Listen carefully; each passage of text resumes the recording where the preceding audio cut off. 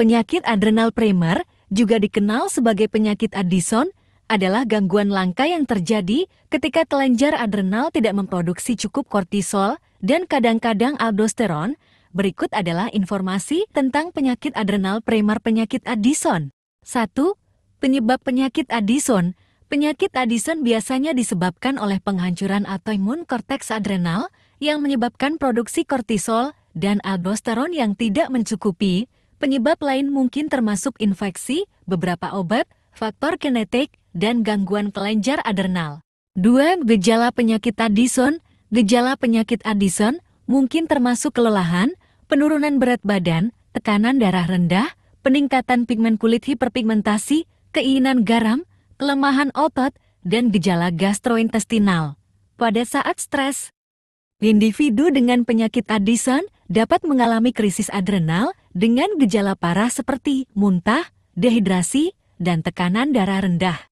3. Diagnosis penyakit Addison. Diagnosis penyakit Addison melibatkan tes darah untuk mengukur kadar kortisol dan hormon adrenokortikotropik ACTH, serta tes pencitraan seperti CT scan atau MRI untuk menilai kelenjar adrenal.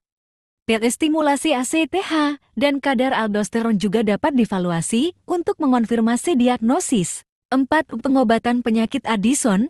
Pengobatan penyakit Addison umumnya melibatkan terapi penggantian hormon seumur hidup dengan kortikosteroid oral, misalnya hidrokortison untuk menggantikan kortisol, dan kadang-kadang penggantian mineralokortikoid, misalnya fludrokortison untuk aldosteron.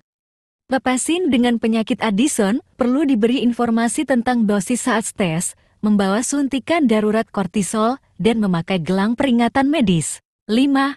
Manajemen dan prognosis. Manajemen penyakit Addison meliputi pemantauan hormon secara teratur, penyesuaian dosis obat, dan penanganan cepat krisis adrenal.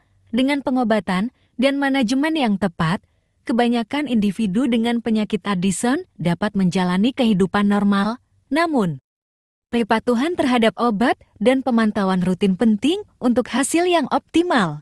Penyakit Addison memerlukan terapi penggantian hormon seumur hidup dan manajemen yang hati-hati untuk mencegah komplikasi dan krisis adrenal.